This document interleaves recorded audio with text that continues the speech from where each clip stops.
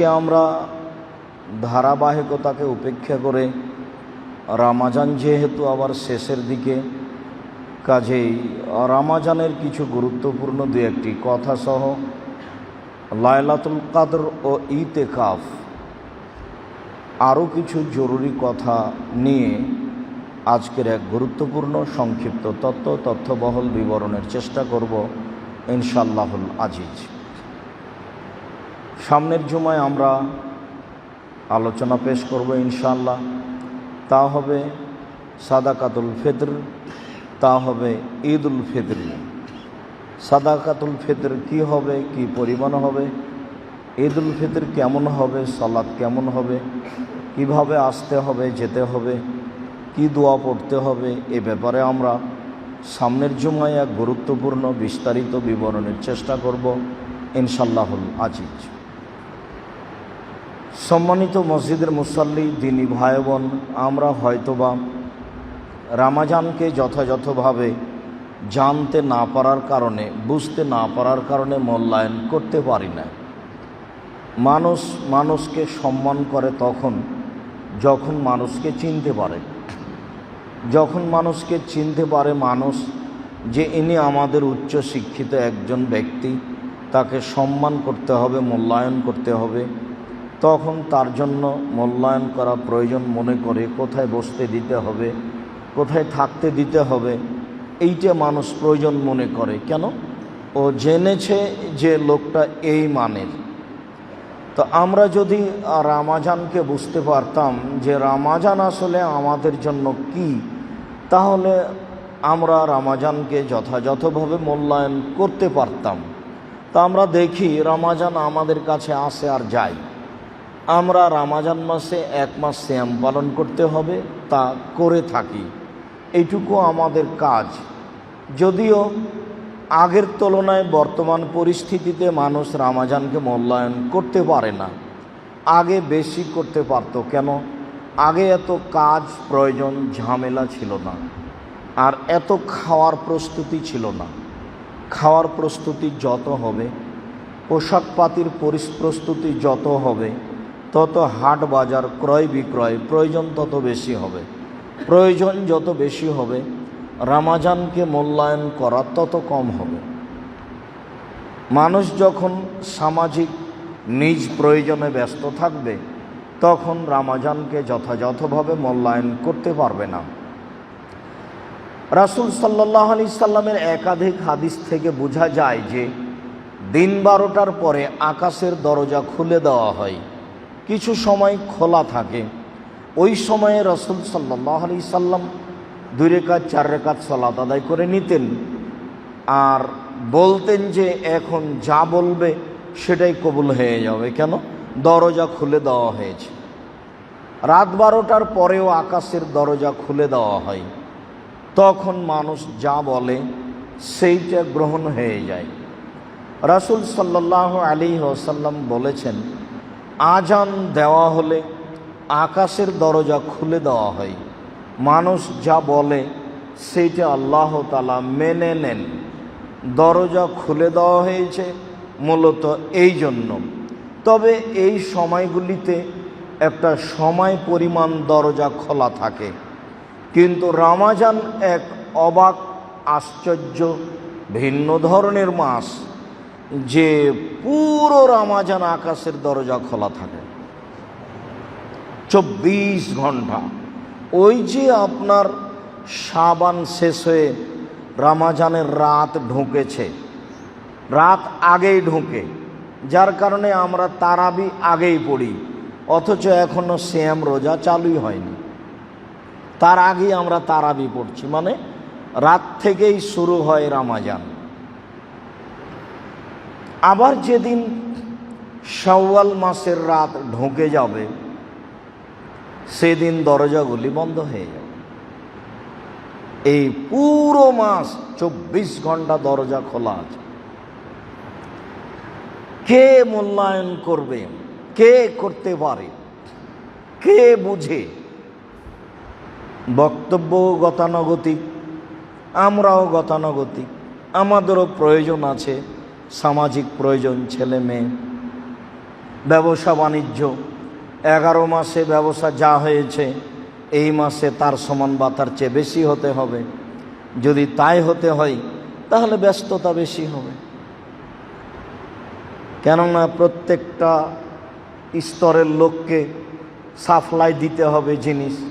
যারা কাপড় বানাচ্ছে তারা সহ, যারা কাপড় বিক্রি করছে তারা সহ, যারা দর্জি কাপড় বানাচ্ছে তারা সহ, যারা কিনছে তারা সহ, সবাই ব্যস্ত।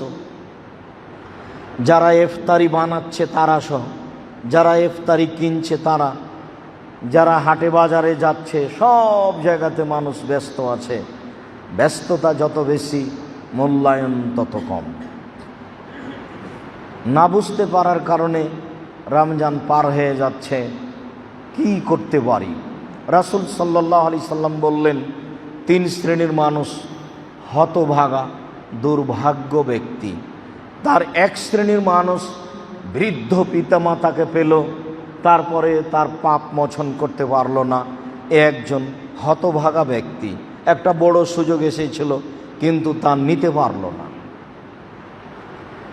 আমার নামটা আসলো তার সামনে, সাল্লাল্লাহু আলাইহি ওয়াসাল্লাম বলল না, সে একজন হতভাগা ব্যক্তি।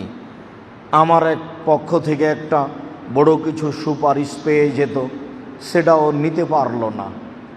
আর রমজান পাওয়ার পরেও পাপ মোচন করতে পারল না। পাপ মুছে নেওয়ার জন্য একটা বিশাল ব্যবস্থা, বড় পাওয়া রমজান, কিন্তু আসলো আর গেল। বুঝলাম যে রমজান মাস সিয়াম পালন করেছি গতাগতিকভাবে, তাহলেই কি আসলে তাকে যথাযথভাবে মূল্যায়ন করতে পারলাম? জি না, তা হয়নি। সম্মানিত দিনী ভাই বোন, রমজানের গুরুত্বপূর্ণ 2-1টি কথা। তার একটি কথা হচ্ছে এই, সাহারি খেয়ে সিয়াম পালন করতে হবে, এটাই ঠিক। রাসূল সাল্লাল্লাহু আলাইহি সাল্লাম বলেন, তাসাহারু ফাইন ফিয়াল বারাকা, তোমরা সাহারি খাও, এতে বরকত আছে। আমি বরকত বুঝি আর না বুঝি, আমি খেলাম ভাত মাছ রুটি গোস্ত খেলাম, বরকত কি জিনিস তা তো আমি বুঝতে পারলাম না। আমি বুঝি আর না বুঝি, আল্লাহর নবী বললেন তাতে বরকত আছে। বরকত কি? আমার শরীরে বরকত হতে পারে, আমার রুজিতে বরকত হতে পারে, আমার বয়সে বরকত হতে পারে, আমার বাড়ি ঘরে বরকত হতে পারে। বাড়ি ঘরে বরকত অনেক দিন থাকবে, নষ্ট হবে না। রুজিতে বরকত, ধীরে ধীরে টাকা পয়সা বেশি হয়ে যাবে। আমার শরীরে বরকত, নিরাপদে থাকব। রাসূল সাল্লাল্লাহু আলাইহি সাল্লাম বললেন, সাহারি খাও, তাতে বরকত আছে।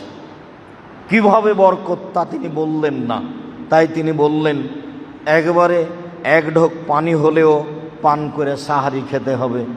আরও তিনি বললেন যে ফাসলু সিয়ামেনা ও সিয়ামিল ইয়াহুদ নাসারা আহলি কিতাবে, আমাদের সিয়াম এবং ইহুদি খ্রিস্টানদের সিয়ামের মধ্যে তফাৎ হচ্ছে সাহারি খাওয়া। ওরা সাহারি না খেয়েই সিয়াম পালন করে, তাই আমাদেরকে সাহারি খেয়ে সিয়াম পালন করতে হবে। রমজানের আর একটি গুরুত্বপূর্ণ কাজ হচ্ছে তাড়াতাড়ি ইফতার করা। রমজানকে অপমান করার জন্য, ঠেকানোর জন্য চতুর্দিক থেকে মানুষ ঘেরে ধরেছে। যারা বেশি খাচ্ছে তারাও ঠেকাচ্ছে, যারা কাপড় চোপড় বেশি কিনছে, হাট বাজার ব্যবসা বাণিজ্য করছে, তারাও রমজানকে ঠেকাচ্ছে, তার দয়া রহমত বরকত ঠেকানোর জন্য চেষ্টা করছে। যারা বিভিন্নভাবে ছুটে বেড়াচ্ছে, জাগার রাতগুলিতে বক্তব্য দিচ্ছে, তারাও রমজানকে, তার দয়া রহমত বরকতকে ঠেকানোর চেষ্টা করছে। আর যারা দেরিতে ইফতার করছে সতর্কতার জন্য, তাদের কর্মটাই হয়ে গেছে ইহুদি খ্রিস্টানদের কর্ম, নেকি তো বহুদূরের কথা। তাহলে তারা কত শক্ত হাতে রমজানকে ঠেকানোর চেষ্টা করছে, একবারে মজবুত দুর্গের মতো রমজানকে যে কোনো মূল্যে ঠেকাতে হবে। 5 মিনিট সতর্কতার জন্য দেরি করতে হবে। সতর্কতা ছিল তাড়াহুড়াতে। আবহাওয়া দপ্তর থেকে যদি বলে আজকে 6টা 25 ইফতার, তাহলে আপনি 24:30 24-এ করবেন, তাহলে আপনি সতর্কতা অবলম্বন করলেন। ছিল তাড়াহুড়াতে, করে দিল দেরিতে। তাই রাসূল সাল্লাল্লাহু আলাইহি সাল্লাম বলছেন, লা ইয়াজালুদ্দিন জাহেরান, দিন ধর্ম অতদিন সফল জয়ী থাকবে, মা জালুন্নাস আল ফেতরা, যতদিন মানুষ তাড়াতাড়ি ইফতার করবে ততদিন দিন জয়ী। ফেনেল ইয়াহুদ ওয়ান নাসারা ইয়াখিরুনা, নিশ্চয় ইহুদি খ্রিস্টান দেরি করে ইফতার করে। কে কাকে বলবে? আপনি যদি নির্ধারিত সময়ে ইফতার করেন তাহলে আর 5 জন বলবে তুমি নিজের রোজাটা ভেঙে নষ্ট করলে, আমাদেরও ক্ষতি করলে। হুজুর বলে দিয়েছেন যে সতর্কতামূলক দেরিতে ইফতার করতে হবে 3 থেকে 5 মিনিট। তার মানে রাসূল সাল্লাল্লাহু আলাইহি সাল্লাম বললেন, যা দেরি করে ইহুদি খ্রিস্টানেরা ইফতার করে, তোমার আচরণটা ইহুদি খ্রিস্টানদের সাথে মিলে যাক। এভাবেই চলছে, কেউ কাউকে পরোয়া করে না। সম্মানিত দিনী ভাই বোন, রাসূল সাল্লাল্লাহু আলাইহি সাল্লাম বলেছেন, আমার উম্মত অতদিন কল্যাণে থাকবে যতদিন তাড়াতাড়ি ইফতার করবে। মুহাম্মদ সাল্লাল্লাহু আলাইহি সাল্লাম বলেছেন, দিন ইসলাম ততদিন জয়ী থাকবে যতদিন মানুষ তাড়াতাড়ি ইফতার করবে। যখন মানুষ সতর্কতামূলক 3 থেকে 5 মিনিট দেরি করবে, তখন বুঝতে হবে এখন দিন পরাজয় হয়েছে। এখন মানুষ ধর্মের নামে ইহুদি খ্রিস্টানদের নীতি অবলম্বন করেছে। ইফতারের পদ্ধতি, আনাস রাদিয়াল্লাহু তাআলা আনহু বলেন, কানা নবী সাল্লাল্লাহু আলাইহি ওয়াসাল্লাম ইফতারু ক্বাবলা ইসাল্লিয়াল মাগরিব তোমারাতিন। রাসূল সাল্লাল্লাহু আলাইহি সাল্লাম মাগরিবের সালাত আদায়ের পূর্বে কয়েকটা তাজা খেজুর দিয়ে ইফতার করতেন। ফাইনলাম তাকুন, যদি তাজা খেজুর না থাকতো, রতবাতিন, যদি তাজা খেজুর না থাকতো, ফাতোমায়রা, তাহলে তিনি শুখা খেজুর দিয়ে ইফতার করতেন। ফাইনলাম তাকুন, যদি শুখা খেজুর না থাকতো, ফাহাসা হাসাওয়াতিন মিন মাইন, তাহলে কয়েক অঞ্জলি পানি মুখে দিয়ে ইফতার করতেন। সম্মানিত দিনী ভাই বোন, পৃথিবীতে বিসমিল্লাহ বলে ইফতারের যোগ্যতা রাখে একমাত্র খেজুর, তা হলো তাজা খেজুর। এখন সম্ভব, এক সময়ে সম্ভব ছিল না। যদি তাজা খেজুর না থাকে তাহলে শুখা খেজুর, যদি শুখা খেজুর না থাকে তাহলে পানি। ইফতারের যোগ্যতা পৃথিবীতে দ্বিতীয় বস্তু হিসাবে যেটা রাখে তা হলো পানি। যদি পানি না থাকে তাহলে ভিন্ন কথা, কিন্তু পানির স্থানে অন্য কোনো কিছু আসতে পারে না। তা আঙ্গুর হোক, তা জায়তুন হোক, তা রাজশাহী চাঁপাইনবাবগঞ্জের ফজলি আমি হোক না কেন, পৃথিবীর যে কোনো দামি খাদ্য, যে কোনো দামি ফল এই স্থানে ঢুকতে পারে না। রাসূল সাল্লাল্লাহু আলাইহি সাল্লামের পদ্ধতি, বিসমিল্লাহ বলে তাজা খেজুর দিয়ে ইফতার করতে হবে। সম্ভব না হলে শুখা খেজুর দিয়ে ইফতার করতে হবে। সম্ভব না হলে পানি দিয়ে ইফতার করতে হবে, যা রাসূল সাল্লাল্লাহু আলাইহি সাল্লাম বললেন। পানি পান করার পরে বলতে হবে, যাহাবা জামাও আবতাল্লাতিল উরুক ও সাবাতাল আজর ইনশাআল্লাহ। পিপাসা দূর হলো, শিরা উপশিরা সিক্ত হলো, নেকি প্রমাণিত হলো ইনশাআল্লাহ। আমি নেকি পেয়ে গেছি ইনশাআল্লাহ। আল্লাহুম্মা লাকা সুমতু ওয়া আলা রিজকিকা আফতারতু। এই দোয়ার বর্ণনা সূত্র দুর্বল হয়, এই দোয়া পড়ে ইফতার করা যাবে না। বিসমিল্লাহ বলে পানি বা খেজুর মুখে দেওয়ার পরে বলতে হবে, যাহাবাজ জামা আবতাল্লাতিল উরুক ও সাবাতাল আজর ইনশাআল্লাহ। সম্মানিত মসজিদের মুসাল্লি, রমজানে একটি গুরুত্বপূর্ণ বিষয় আছে, তা হচ্ছে তারাবি। কোরআন মাজিদ পড়ে আপনি রমজানকে মূল্যায়ন করুন। তাসবিহ তাহলিল জিকির আজকার করে আপনি রমজানকে মূল্যায়ন করুন। ক্ষমা ভিক্ষা চেয়ে কান্নাকাটি করে রাতভর ইবাদত করে আপনি রমজানকে মূল্যায়ন করুন। লাইলাতুল কদর রমজানের একটি গুরুত্বপূর্ণ বিষয়। আল্লাহ তাআলা বলেন, ইন্না আনজালনাহু ফি লাইলাতিল কদর, নিশ্চয় আমি কোরআন মাজিদকে লাইলাতুল কাদরে অবতীর্ণ করেছি। শাহরু রামাদানাল্লাযী উনজিলা ফীহিল কোরআন, রমাজান এমন একটি মাস যেই মাসে কোরআন মাজিদ অবতীর্ণ করা হয়েছে। রমাজান মাসে কোরআন মাজিদ অবতীর্ণ করা হয়েছে, আর লাইলাতুল কাদরে কোরআন মাজিদকে অবতীর্ণ করা হয়েছে। ওমা আদরাকা মা লাইলাতুল কাদর, মুহাম্মদ সাল্লাল্লাহু আলাইহি সাল্লাম আপনি কি বলতে পারেন লাইলাতুল কাদর কি? আপনার কি জানা আছে লাইলাতুল কাদর কি জিনিস? আল্লাহ তাআলা বলছেন, আমি বলি লাইলাতুল কাদর খায়রুম মিন আলফি শাহর। লাইলাতুল কাদর হচ্ছে 1000 মাসের চেয়ে উত্তম। 1000 মাসে মানুষ যে পরিমাণ ইবাদত করতে পারে, লাইলাতুল কাদরে মানুষ সেই পরিমাণ ইবাদত করতে পারে। 1000 মাসকে মানুষ ইবাদত করতে গিয়ে যেভাবে মূল্যায়ন করবে, পুরো 1000 মাস সমান লাইলাতুল কাদরকে মানুষ সেইভাবে মূল্যায়ন করার চেষ্টা করবে। আল্লাহ তাআলা বললেন, আপনি কি বলতে পারেন লাইলাতুল কাদর কি? আপনার জানা আছে লাইলাতুল কাদরের বিষয়? আমি বলি লাইলাতুল কাদর হচ্ছে 1000 মাসের চেয়ে উত্তম। এখনো কথা শেষ হয়নি।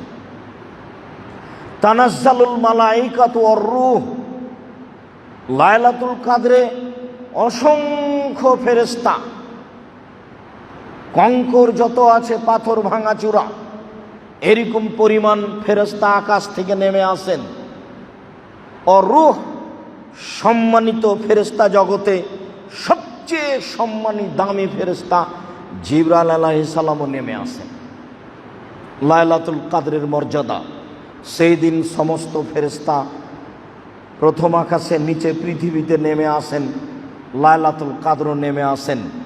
যদি আপনাদের দেশের একজন বড় ব্যক্তি, মন্ত্রী লেভেলের মানুষ আসে, তাহলে দিনটা আপনার স্মরণে থাকে, তার জন্য প্রস্তুতি থাকে। আর এই রাত্রে সব ফেরেশতা নেমে আসবেন, আর নেমে আসেন, আর জিবরাইল আলাইহিস সালাম নেমে আসেন। তখন আমি ঘুমিয়ে, তখন আমার টিভিটা খোলা আছে। রমজান মাসের সময়ের ঢং দেখিয়ে, রমজান মাসের সাহারি ইফতারের ঢং দেখিয়ে মিথ্যা খবর শোনার জন্য, নগ্ন মেয়েকে দেখার জন্য বসে সময় কাটাচ্ছি। চক্ষু ঠান্ডা করে, কলিজা ঠান্ডা করে রমজান মাসকে মূল্যায়ন করছে জনৈক ব্যক্তিগণ। মনে করছে রমজানকে যথাযথভাবে মূল্যায়ন করলাম। ভুল হিসাব।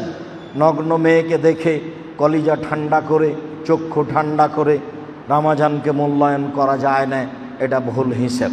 এমন এক দিন যেই দিনে কোরআন মাজিদ, এমন এক রাত যেই দিনে যে রাতে কোরআন মাজিদকে অবতীর্ণ করা হয়েছে, যে রাত 1000 মাসের চেয়ে উত্তম, যে রাতে লক্ষ লক্ষ কোটি কোটি ফেরেশতা নেমে আসেন পৃথিবীতে, যে রাতে স্বয়ং জিবরাইল আলাইহিস সালাম নেমে আসেন পৃথিবীতে।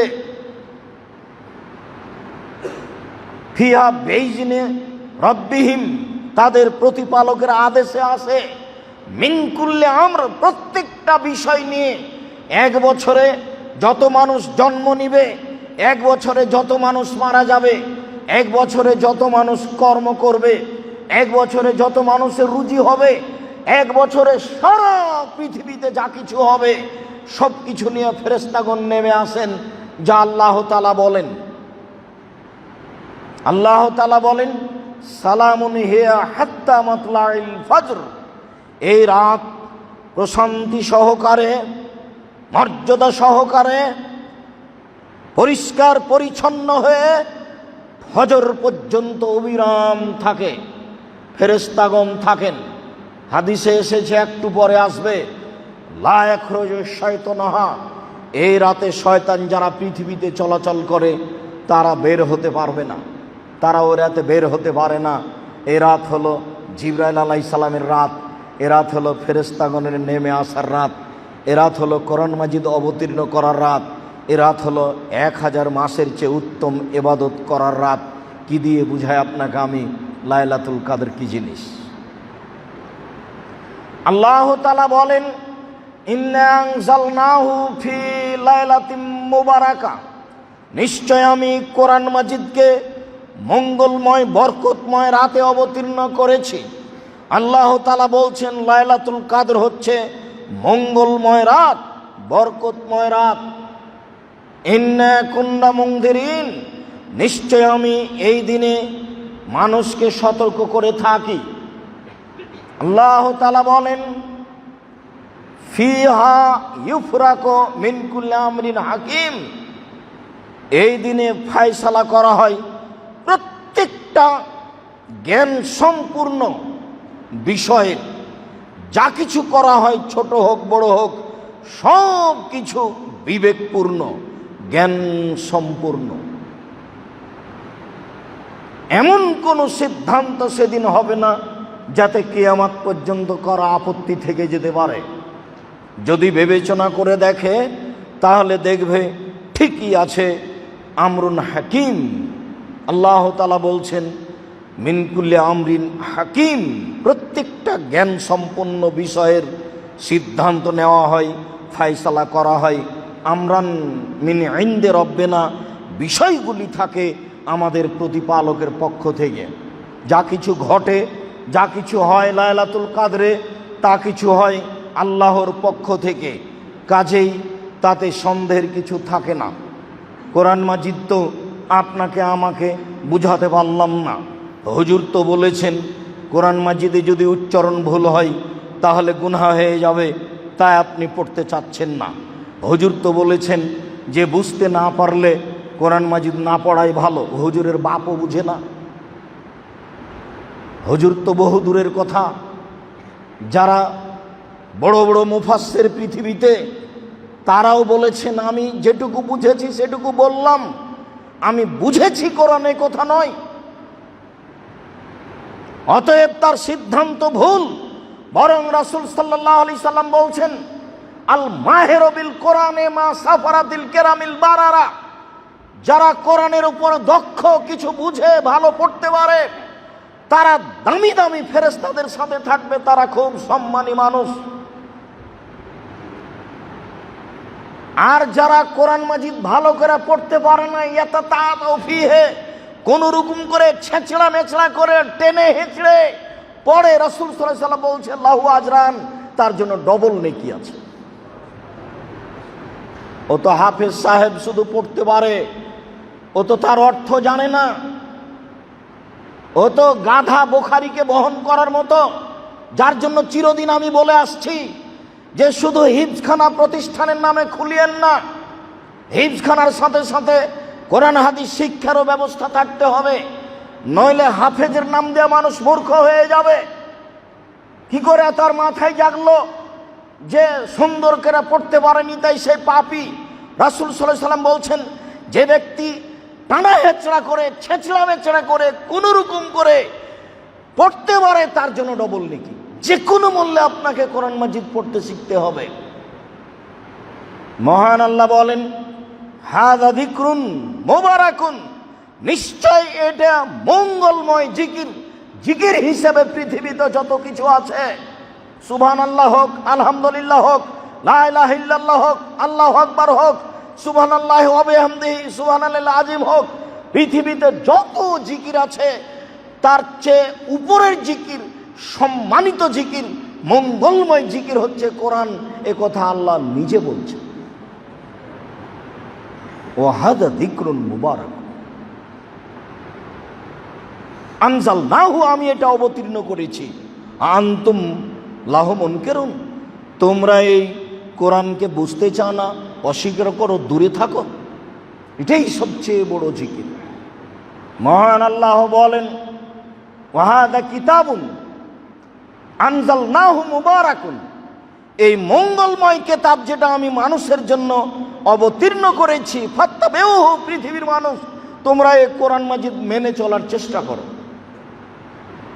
পুরো রমজান পার হয়ে যাচ্ছে, বয়স আপনার 80 হলে কি হবে? একজন হাফেজকে রেখে, একজন আলেমকে রেখে কোন রকম করে পড়া শেখানো উচিত ছিল। যার কারণে এদেশের মক্তব আবার পুনরায় চালু করতে হবে। যে মক্তবে আমরা ছেলে মেয়ে একসাথে কোরআন মাজিদ পড়া শিখতাম, দোয়া দুরুদ শিখতাম, সেই মক্তবকে দেশে কবর দেওয়ার চেষ্টা করা হচ্ছে।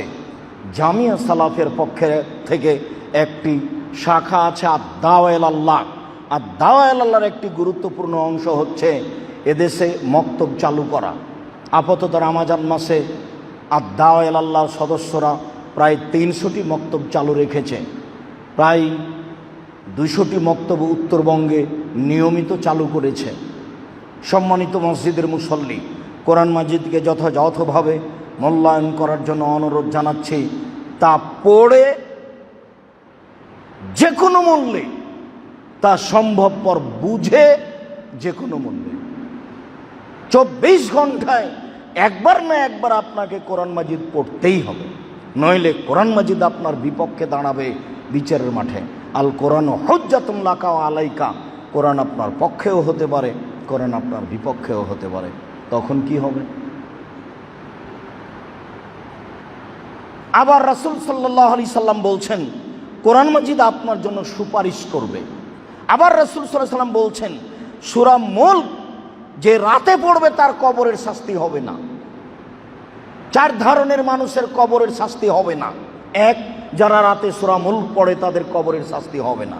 2, যারা পেটের ব্যথায় মারা যায় তাদের কবরের শাস্তি হবে না। 3, যারা শহীদ হয়ে মারা যায় তাদের কবরের শাস্তি হবে না। 4, যারা জুমার দিনে মারা যায় তাদের কবরের শাস্তি হবে না। 4টার 3টা কঠিন, একটা সহজ, তা হচ্ছে সূরা মুলক পড়া। যে কোনো মূল্যে শিখতে হবে। রাসূল সাল্লাল্লাহু আলাইহি সাল্লাম বলছেন বিচারের মাঠে সূরা মুলক এমন লাগবে আপনার পক্ষে আল্লাহর সাথে, যতক্ষণ পর্যন্ত আপনার ক্ষমা না হবে ততক্ষণ পর্যন্ত সূরা মুলক সরে যাবে না।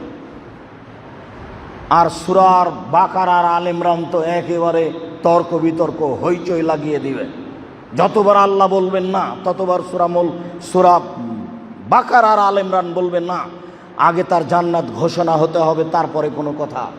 তুমুল তর্ক আল্লাহর সাথে সূরা বাকারা আর সূরা আলে ইমরানের। সূরা বাকারা পড়া বরকত, পড়তে না পারা অলসতার কাজ, পড়া না পড়া ক্ষতি। যদি সূরা বাকারা পড়ে বরকত হবে, যদি না পড়ে তাহলে ক্ষতি হবে। অলসই সূরা বাকারা পড়তে পারে না, এত বড় সূরা পড়বো কি করে? যে অলসতা খুব খারাপ জিনিস। অলস ব্যক্তির রুজি হয় না, অলস ব্যক্তি ভালো পড়াশোনা করতে পারে না, অলস ব্যক্তির সংসার ভালোভাবে চলে না। অলসতা কিছু নইলে কেন রাসূল সাল্লাল্লাহু আলাইহি সাল্লাম বলবেন আল্লাহ তুমি আমাকে অলসতা থেকে বাঁচাও? অলসতা কি জিনিস? অলসতা কি ফজলিয়াম? অলসতা কি কোন খাওয়ার জিনিস? অলসতা কি সুদ ঘুষ? অলসতা কি জেনা? অলসতা কি? অলসতা কি মানুষকে হত্যা করা? অলসতা কি যে রাসূল সাল্লাল্লাহু আলাইহি সাল্লাম দিন রাত বলবেন যে আল্লাহ তুমি আমাকে অলসতা থেকে বাঁচাও?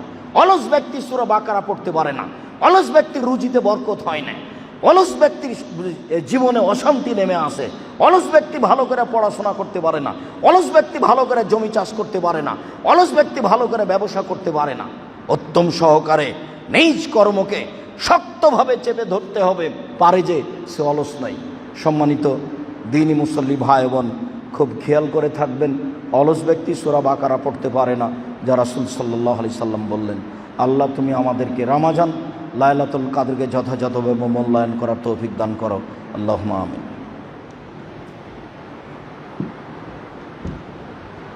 আলহামদুলিল্লাহি ওয়াহদা, আসসালাতু ওয়াসসালামু আলা মান লা নাবিয়্যা বা'দা।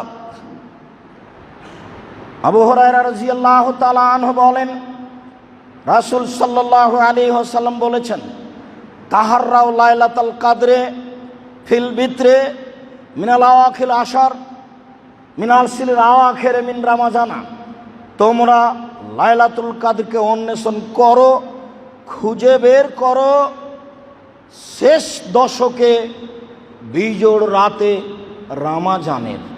রমাজানের শেষ দশকে বিজোড় রাতে তোমরা লাইলাতুল কাদরকে খুঁজে বের করো। আদেশ, খুঁজে বের করো, খুঁজে বের করো। আয়েশা রাদিয়াল্লাহু তাআলা আনহা বলেন কানান নবী সাল্লাল্লাহু আলাইহি সাল্লাম ইয়াজতাহিদু ফিল আসরিল আওয়াখিরে মা লা ইয়াজতাহিদু ফি গায়রিহি। রাসূল পুরো জীবনে ইবাদতের জন্য রমজানের শেষ দশকে যত চেষ্টা করতেন, ইবাদতের জন্য পুরো বছরে আর কোনো দিন তত চেষ্টা করতেন না।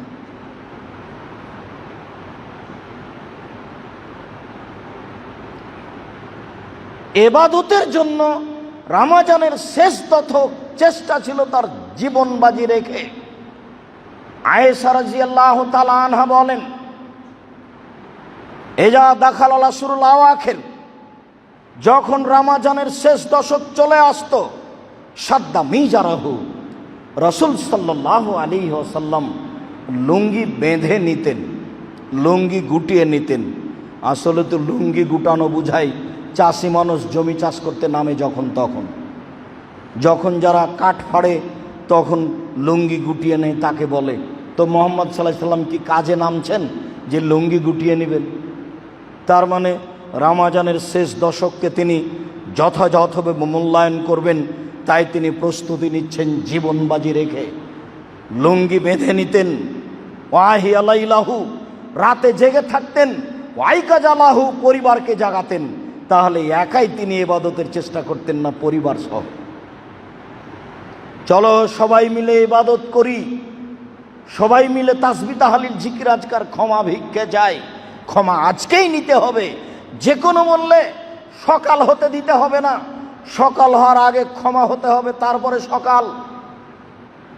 এরকম প্রস্তুতি নিয়ে রমজানের শেষ দশককে মূল্যায়ন করতে হবে, যা রাসূল সাল্লাল্লাহু আলাইহি সাল্লাম বলেন।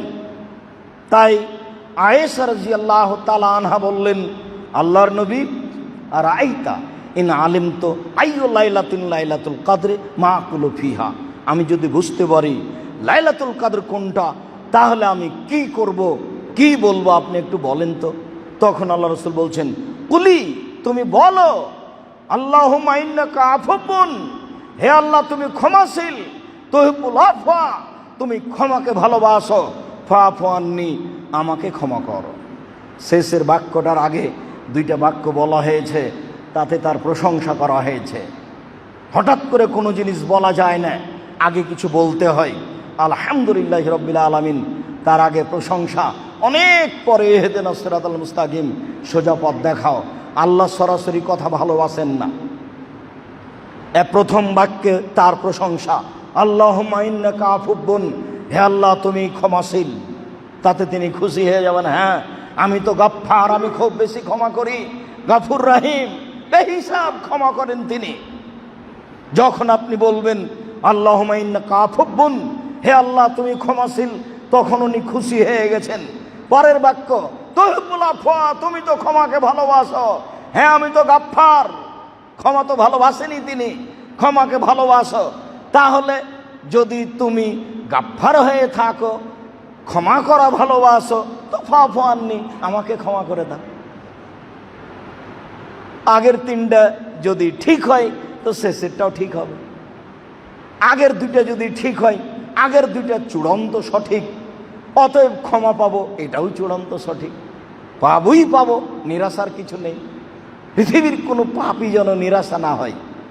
আল্লাহ তাআলা বলছেন, হে পৃথিবীর মানুষ, দাস দাসী, পাপ করার কারণে নিরাশা হবে না, আল্লাহ তোমার সব পাপকে ক্ষমা করে দিবে। কি গতিতে, কি কায়দায় রাসূল সাল্লাল্লাহু আলাইহি সাল্লাম দোয়াটা শিখিয়ে দিলেন। সারা পৃথিবীর পুরুষ নারী বলবে, সিজদায় বলবে, দিনরাত বলবে, তাসবিহ তাহলিলের সাথে ফাঁকে ফাঁকে বলবে, লাইলাতুল কদরে বলবে।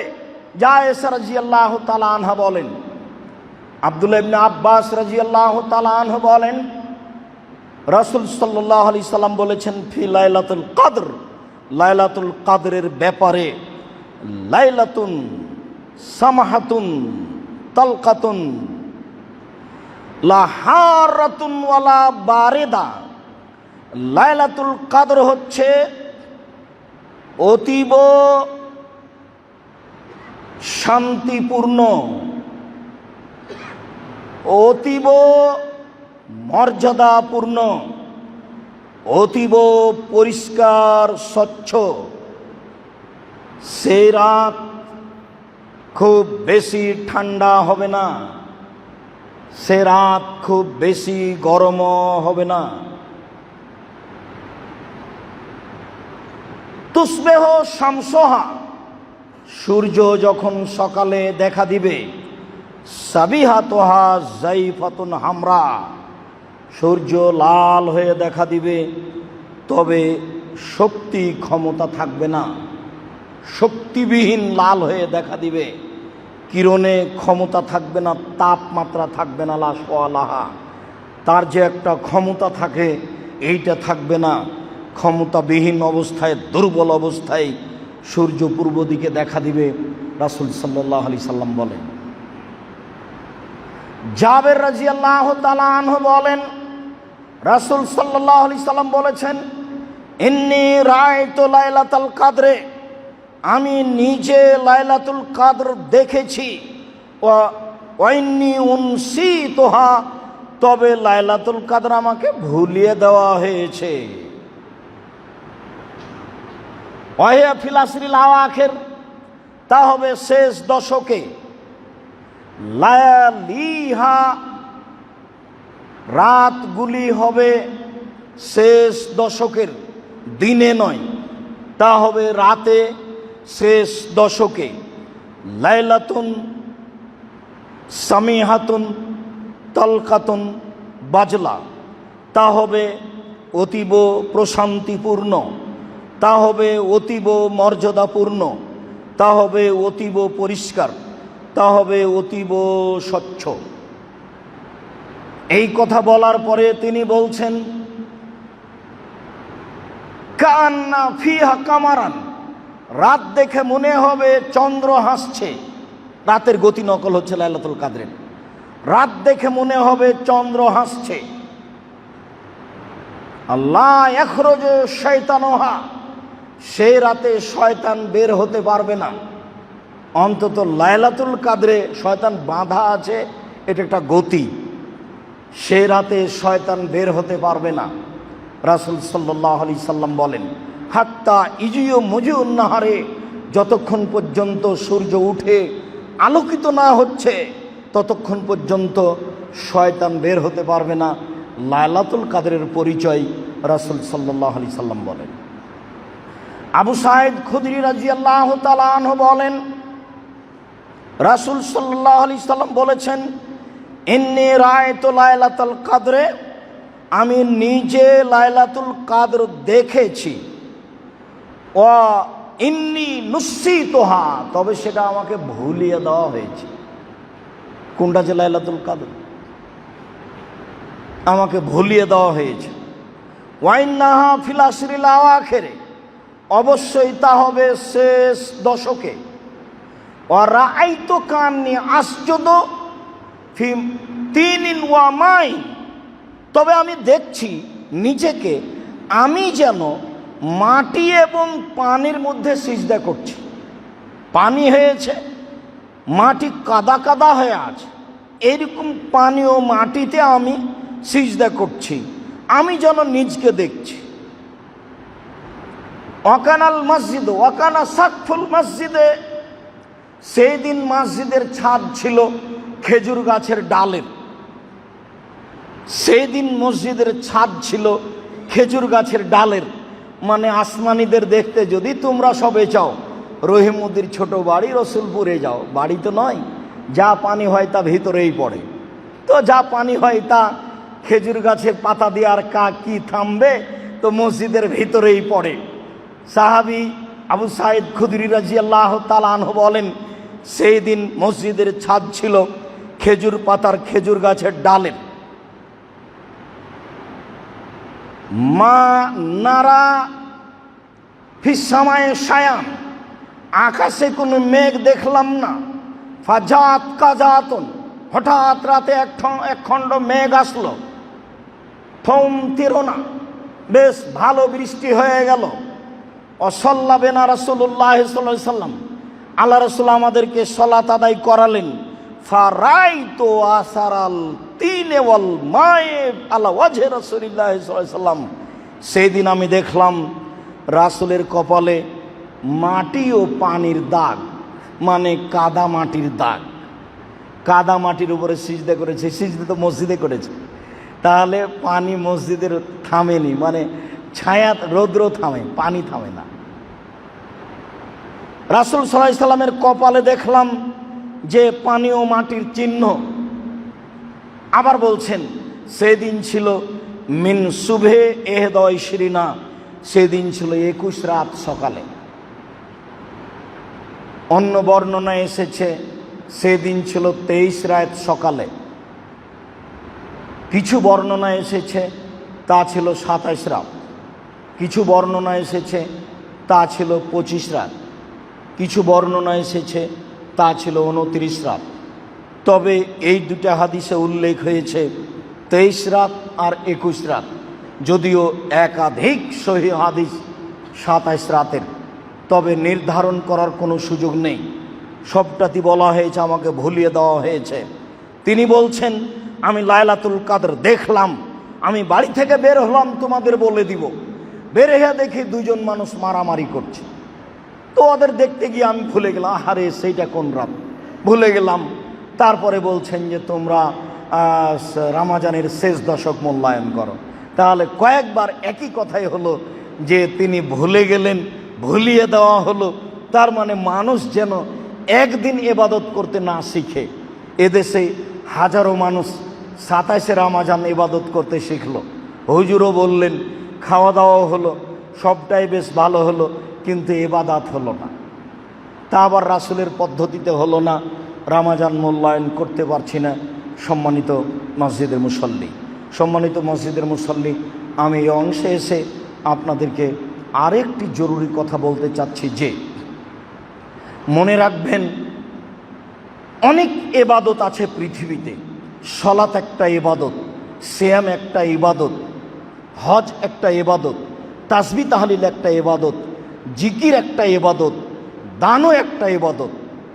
কিন্তু কোনো ইবাদত দানের মতো নয়। দানের মতো শক্তি ক্ষমতা রাখে না কোনো ইবাদত। যার কারণে রাসূল সাল্লাল্লাহু আলাইহি সাল্লাম রমজান মাসে পশ্চিম দিকের, পূর্ব দিকের বাতাসের চেয়ে বেশি দানশীল ছিলেন। পশ্চিম দিক থেকে বাতাস আসলে ধ্বংস নেমে আসে, বাড়িঘর ভেঙে যায়, জোরে বাতাস আসে।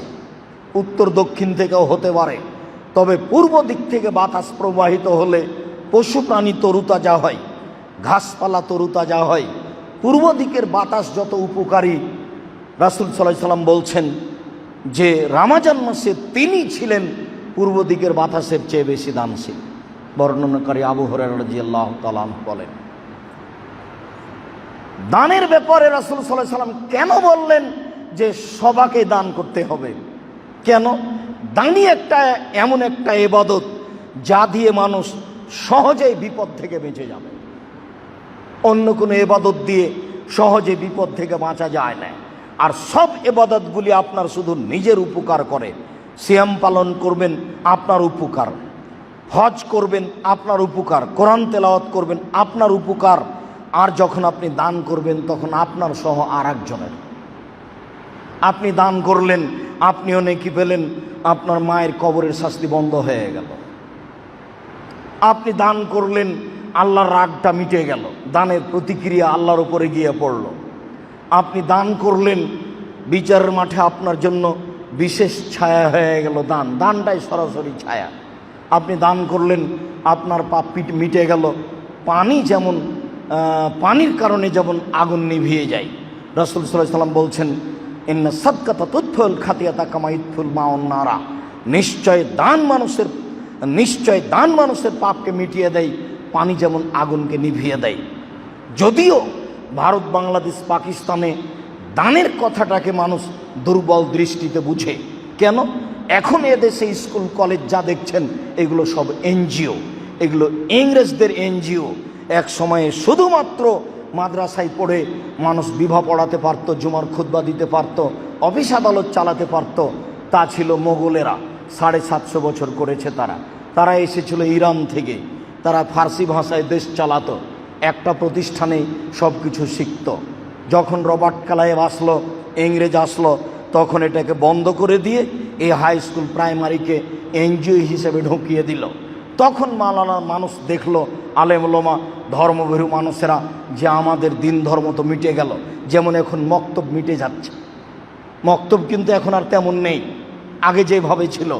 দিন ধর্ম মিটে গেল, তখন তারা মক্তব চালু করলো, তখন তারা মাদ্রাসা চালু করলো। সরকারি টাকা দিয়ে স্কুল চলে, এনজিও চলে, তো এই টাকা কে দিবে?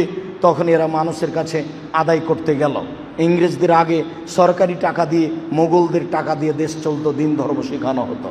কিন্তু ইংরেজ যখন দখল করলো, তখন মানুষ টাকা পয়সা চেয়ে প্রতিষ্ঠান চালাতে লাগলো, দিন ধর্ম শিখতে লাগলো।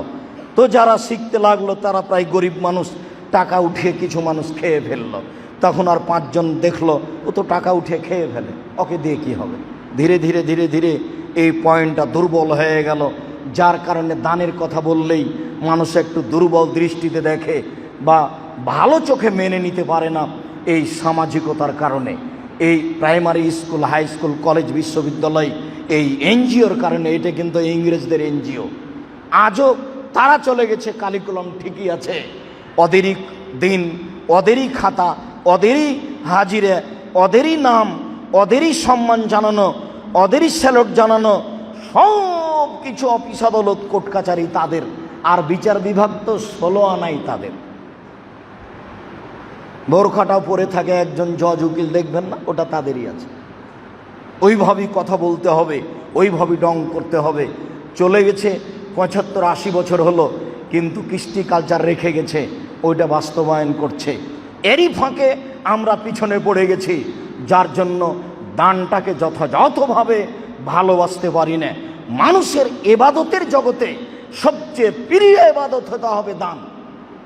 ভালোবাসার খাতিরে বৈধ জায়গাতে দান করতে শিখতে হবে। আমি আপনাকে জামিয়া সালাফে খাস করে দান করতে বলিনি। রমজান মাসে দান করুন। এদেশে একটা সংগঠন আছে ধর্মের নামে, তারা দান উঠায়, এয়ানত নাম দিয়ে দান উঠানোটা ঠিকই আছে।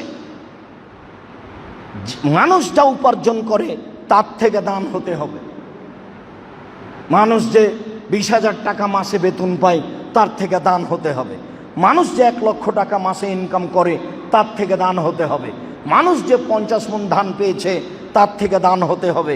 আল্লাহ বলছেন দান করো, আমি যেটা খেতে দিয়েছি সেখান থেকে। তোমারটা আমি দান করতে বলিনি, আমি যেটা খেতে দিয়েছি সেখান থেকে দান করো। এটা জাকাত নয়। জাকাত দিয়ে মানুষের ফাঁসি রক্ষা হয়, জাকাত দিয়ে নেকি পাবো এ কথা নয়। জাকাত ভিন্ন জিনিস। জাকাত দিয়ে মানুষের ফাঁসি রক্ষা হয়, জাকাত দিয়ে নেকি পাবো এ কথা নয়। নেকি পাবো দান করে। তা আল্লাহ রাসূল বললেন সবাকে দান করতে হবে। সাহাবীন বলে অবাক কথা, সবাই দান করবে কি দিয়ে? টাকা না থাকলে? তখন আল্লাহ রাসূল বললেন মানুষের বাড়িতে কাজ করবে, কাজ করে যে পয়সা উপার্জন করেছে সেখান থেকে সে নিজে উপকৃত হবে এবং দান করবে। বোঝা যাচ্ছে দিন মজুরকেও দান করতে হবে। ইবাদতের জগতে সবচেয়ে শক্তিশালী, আপনাকে জান্নাতে নিয়ে যাওয়ার বড় মাধ্যম আপনার বাপ মা, পূর্বসূরি যারা চলে গেছে 100 বছর আগে, যার মাধ্যম দিয়ে আপনি পৃথিবীতে এসেছেন, ওদেরকে জান্নাতে দিয়ে দেওয়ার একটা বড় মাধ্যম হলো দান। অন্য কোনো মাধ্যম আপনি দিয়ে তাদের উপকার করতে পারবেন না তেমন, তবে মুখের কথা দান দিয়ে আপনি সবার উপকার করতে পারবেন। সম্মানিত দিনী মুসলিম ভাই বোন যারা আমাদের সামনে আছেন, যারা দেশ বিদেশে অনলাইনে আমাদের সাথে আছেন, সমস্ত দিনী ভাই বোনকে রমজান মাসে 11 মাস সহ রমজান মাসে দানের হাতকে একবারে জোরালোভাবে প্রশস্ত করার জন্য অনুরোধ জানাচ্ছি। হন না কেন আপনি অসচ্ছল মানুষ, হন না কেন আপনি সচ্ছল মানুষ, যে কোনো মূল্যে যেটুকু উপার্জন করছেন তার থেকে দান করতে হবে।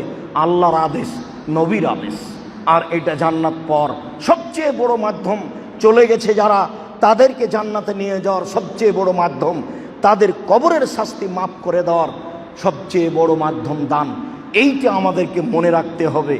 সম্মানিত দিনী ভাই বোন, অসহায় ফকির মিসকিনকে দেন।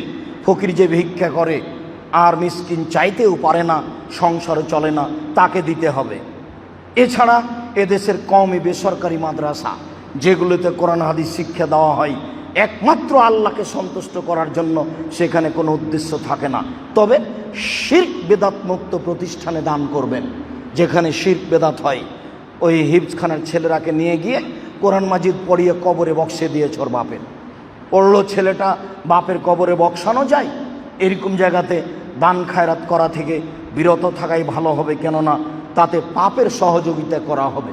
থাকলো আপনাদের প্রাণের প্রতিষ্ঠান জামিয়া সালাফিয়া আপনাদের অন্তরের প্রতিষ্ঠান। এদেশে একমাত্র জামিয়া সালাফিয়া এমন একটা প্রতিষ্ঠান যে নিঃস্বের ওপরে আছে, নিচে কোনো ভিত্তি নাই, এমনিতেই আছে, আল্লাহর সন্তুষ্টির ওপরেই চলে। যার জন্য দিনরাত আমি বলি, আল্লাহ আমাদের ভুলের কারণে, আমার ভুলের কারণে অসন্তুষ্ট হয়ে তুমি জামিয়া সালাফের ক্ষতি করো না, তুমি জামিয়া সালাফিকে কবুল করো। এখানে কোনো দলীয় নীতি চলে না, এখানে কোনো সাংগঠনিক নিয়ম চলে না, এখানে কোনো শিরক চলে না, এখানে কোনো বিদআত চলে না। একমাত্র আল্লাহকে সন্তুষ্ট করার জন্য দিন ধর্ম শিখিয়ে দেওয়া হয় ভিত্তিহীন অবস্থায়। এটা একটা প্রতিষ্ঠান এদেশে সবচেয়ে বড় এলাকা এরিয়া নিয়ে অবস্থান করে। জামিয়া সালাফে রূপগঞ্জ, নারায়ণগঞ্জ, ঢাকা প্রায় 50 বিঘা জমির উপর অবস্থান করে। জামিয়া সালাফে ডাঙ্গিপাড়া, পাবা, রাজশাহী প্রায় 25 বিঘা জমির উপর অবস্থান করে। জামিয়া সালাফে তেঘরা, বিরল, দিনাজপুর প্রায় 18 বিঘা জমির উপরে অবস্থান করে। সম্মানিত দিনী ভাই বোন, এসব প্রতিষ্ঠানে প্রায় 4000 ছেলে মেয়ে পড়াশোনা করে। তাতে 305 জন এতিম রয়েছে, আরও অনেক অসহায় ছেলে মেয়ে রয়েছে যারা আপনাদের সহযোগিতায় শিক্ষা অর্জন করে। প্রায় 250 জন শিক্ষক কর্মচারী রয়েছেন যাদের প্রতি মাসে বেতন লাগে প্রায় 26 লক্ষ। কোটি কোটি টাকার জমি ক্রয় করা হবে বলে সিদ্ধান্ত নেওয়া হয়েছে, চলবে ইনশাআল্লাহ। একটা একাডেমিক ভবন চলছে যাতে 3000 ছাত্র একসাথে ক্লাস করতে পারবে। জামিয়া সালাফে রূপগঞ্জ, নারায়ণগঞ্জ, ঢাকার 200 শতক জমি মসজিদের জন্য বরাদ্দ হয়ে গেছে, চূড়ান্ত হয়েছে। জমিতে আপনার মাটি টেস্ট, সয়েল টেস্ট করা হচ্ছে। এটা শেষ হলেই পাইলিং শুরু হবে, তারপর নির্মাণের কাজ শুরু হয়ে যাবে। মোটামুটি প্রস্তুতি চলছে। প্রথমে আপনাদের দোয়া। দেশবাসী যারা দেশে বিদেশে আছেন, দিনী ভাই বোন, আমি আপনাদেরকে আন্তরিকভাবে অনুরোধ করছি, আমি আমার পক্ষ থেকে আপনাদেরকে জানিয়ে রাখলাম মাত্র, বিচারের মাঠে যেন আমাকে জবাবদিহি হতে না হয়। কেউ যদি বলে যে আমরা অবগত হতে পারিনি, তাই আমি খাকসার সাধারণ মানুষ, পৃথিবীর দিনী ভাই বোন, সঠিক আকীদার ভাই বোনকে আমি বলে যাচ্ছি, জামিয়া সালাফিয়া আপনাদের সম্পদ। যেখানে ছেলে মেয়ে বাংলা, ইংরেজি, আরবি উন্নত মানের শিক্ষা অর্জন করে জাতির অন্যায়ের বিরুদ্ধে লড়বে মুখে কলমে মিডিয়ায়। আপনাদের নিজস্ব সম্পদকে টিকিয়ে রাখার জন্য প্রাণপণে জীবন বাজি রেখে চেষ্টা চালিয়ে যাবেন বলে আমার পক্ষ থেকে আন্তরিক অনুরোধ। নিজের জমি জায়গা, নিজের ফসল পানি, ছেলে মেয়েকে যেভাবে হেফাজত করার চেষ্টা করেন, জামিয়া সালাফিকে সেভাবে হেফাজত করার চেষ্টা করবেন বলে আমি আশাবাদী। এটা জাতির ওপরে, আপনাদের উপরে আমি চাপিয়ে রাখলাম, আমাকে যেন একাই বিচারের মাঠে জবাবদিহি না হতে হয়। আমি মানুষ হিসাবে ত্রুটি করছি তা আমার বিবেচনায় আসে না। কোনো জায়গাতে ধরা পড়লে আমি তা চেষ্টা করব সংশোধন হওয়ার। কেউ যদি আমাকে বলে, আমি আপনাকে বলে যাচ্ছি, আপনিও প্রস্তুতি নেন। প্রথমে আপনি আল্লাহকে বলেন, আল্লাহ তুমি জামিয়া সালাফে কবুল করো। তারপরে আপনি আসেন, আমি জামিয়া সালাফে সহযোগিতা করব যে কোনো মূল্যে, 10 টাকা দিয়ে, 10,000 টাকা দিয়ে, 10 লক্ষ টাকা দিয়ে। বিশাল বড় পরিধি, অনেক কাজ আছে সেখানে। যে কোনো মূল্যে আপনি সহযোগিতা করার চেষ্টা করেন, আল্লাহ সন্তুষ্ট হবেন ইনশাআল্লাহ। আমার সব সময় অন্তরে বলে, পতিতালয়ের মহিলা যদি কুকুরকে পানি পান করিয়ে জান্নাত পেতে পারে, সাদাকা ফেতরাতের আলোচনাতেই, সাদকা ফেতরার আলোচনাতেই এই বুখারীর হাদিস এসেছে, পতিতালয়ের মহিলা যদি কুকুরকে পানি পান করে জান্নাত পেতে পারে, আমরা জামিয়া সালাফিয়ায় অল্প থেকে অল্প, বেশি থেকে বেশি দান করে জান্নাত পাবো ইনশাআল্লাহ। মর্মে সমস্ত দিনী ভাই বোনকে, দেশ বিদেশের সকল দিনী ভাই বোনকে যারা আমাদের সাথে আছেন, অনলাইনে যারা থাকবেন, আত্মীয় স্বজন সবাই মিলে আন্তরিকভাবে অনুরোধ জানিয়ে বলছি, আসেন আমরা রমাজানকে যথাযথভাবে মূল্যায়ন করার চেষ্টা করি। আজ রাত যেটা আসছে সেটাই হচ্ছে লায়লাতুল কাদরের রাত, সেটাই হচ্ছে 21শে রমাজান। এটা থেকেই শুরু করি যথাযথভাবে মূল্যায়ন করা, তাসবিহ তাহলিল করা, জিকির আজকার করা, রাতে উঠে কান্নাকাটি করা, ক্ষমা ভিক্ষা চাওয়া, যে কোনো মূল্যে মান-ইজ্জত চাওয়া, ছেলেমেয়ের পড়াশোনা করা এবং দান খায়রাত করা, সার্বিকভাবে কাজকর্ম কমিয়ে দিয়ে রমাজানকে মূল্যায়ন করার চেষ্টা করি। মর্মে দানের হাত প্রশস্ত করো তো জামিয়া সালাফিয়ায় আন্তরিকভাবে দানের হাত যে কোনো মূল্যে প্রশস্ত করি। আল্লাহ তুমি আমাদের কবুল করো। আল্লাহ তুমি আমাদের দিনী ভাই বোনদের কবুল করো। তুমি তাদের অর্থ সম্পদকে নিরাপদে রাখো। তুমি তাদের অর্থ সম্পদে বরকত দান করো। তুমি তাদের ব্যবসা বাণিজ্যকে নিরাপদে রাখো। তুমি তাদের ব্যবসা বাণিজ্যে বরকত দান করো। তুমি তাদের ছেলে মেয়েকে নিরাপদে রাখো। তুমি তাদেরকে তোমার রাসূলের পদ্ধতি অনুযায়ী চলার তৌফিক দান করো। আমার দিনী ভাই বোন যারা জামিয়া সালাফিকে ভালোবাসে, তাদের আত্মীয় স্বজন বাপ মা দাদা দাদি যারা চলে গেছে, তুমি তাদের কবরের শাস্তি মাফ করো। তুমি তাদের কবরকে প্রশস্ত করো। তুমি তাদের কবরকে আলোকিত করো। তোমার দরবারে এই জোরালো দাবি ও দাওয়া রেখে আজকের জুমার খুতবা এখানে শেষ করলাম। সাল্লাল্লাহু আলাইহি।